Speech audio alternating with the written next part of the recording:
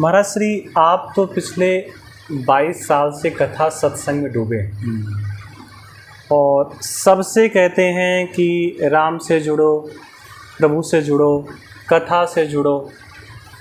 और यहाँ मेरे मन में कोई दूसरा भाव नहीं है, लेकिन बच्चे को आप इंजीनियरिंग की तैयारी करवा रहे हैं, आप उसे आश्रम में या उसको कथा की ओर प्रेरित क्यों नहीं कर रहे?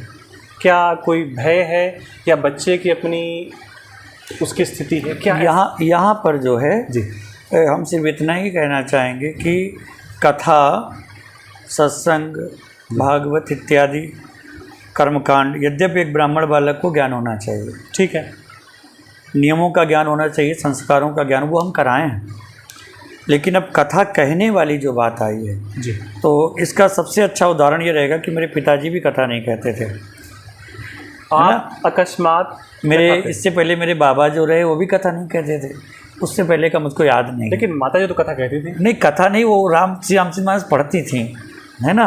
तो अब हम कथा कहें जी, तो हर प्रेरित चलता है। किस जीव आत्मा से परमात्मा को अपनी कथा कहानी है, वो जरूरी नहीं कि आप अपने बेटे को ही ज़बरदस्ती कहा लें, ऐसा संभव नहीं है। हम अगर दबाओ बस या प्रेरणा बस नहीं है, तुमको ही कथा बोलनी पड़ेगी, बेटे हो हमारे, ऐसा नहीं हो सकता है। जा करके हो सकता है इसके परिवार में कभी ना कहीं वो कहने लगे। तो ये हर प्रेरित चलता है।